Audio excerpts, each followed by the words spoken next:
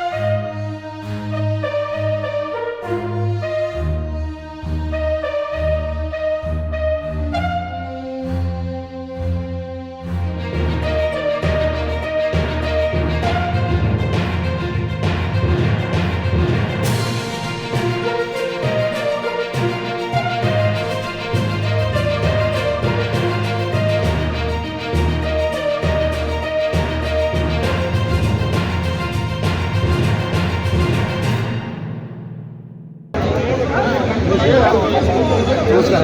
ಏನು ಭಾಳ ಶೋಕ ಐತೆ ನನಗೆ ಸರ್. ಒಂದು ಸ್ವಲ್ಪ ಹೇಳ್ತೀರಿ ಏನೈತೆ ಅಂತ?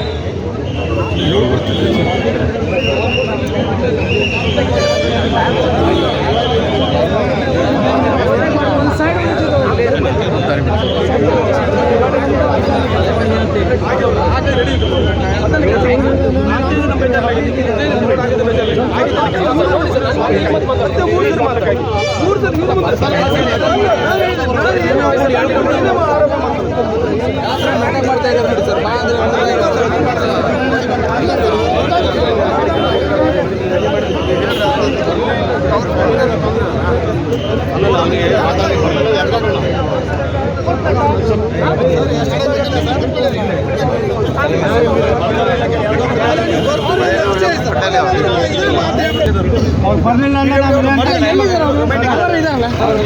ಅಂದ್ರೆ ನಾವು 5 ನಿಮಿಷದಲ್ಲಿ ಕಳಿಸ್ತೀವಿ ಅಷ್ಟೇ. 5 ನಿಮಿಷ ಇಲ್ಲ ವ್ಯವಸ್ಥೆ ಮಾಡ್ತೇವೆ. ಇಲ್ಲೇ ಸ್ಮಶಾನ ಗಿಶಾನ ಇಲ್ಲ, ನಮ್ಮ ವಿಡಿಯೋ ಮಾಡೋದು. ನಾಳೆ ಹೀಗೆ ಮತ್ತೊಂದು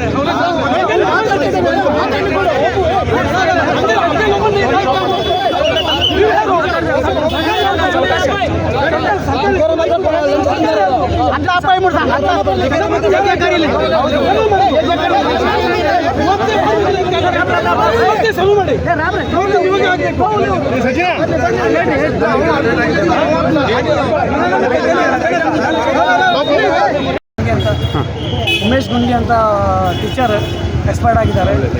ಆಕ್ಸಿಡೆಂಟ್ ಆಗಿ ನಾವು ಇದು ಮಧ್ಯ ರೋಡ್ ಡಿವೈಡರ್ ಇಲ್ಲದೆ ಎಲ್ಲ ಇದಾಗಿದೆ, ಪೂರ್ತಿ ರಸ್ತೆನೂ ಹಾಳಾಗಿದೆ. ಮತ್ತು AEE ಅವರಿಗೆ ಕರೆಸಿದ್ರು ಇನ್ನೂ ಬರಲಿಲ್ಲ. ಆದ್ದರಿಂದ ನಾವು ರಸ್ತಾ ರೋಕವನ್ನು ಮಾಡ್ತಾ ಇದ್ದೇವೆ.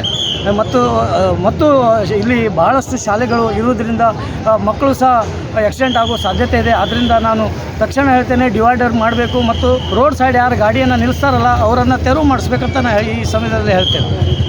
ನಾನು ಪ್ರಶಾಂತ್ ಸಾವಂತ್. ನಾನು ದಿನಾಲು ಈ ರಸ್ತೆಯಿಂದ ಓಡಾಡ್ತಾ ಇದ್ದಾನೆ.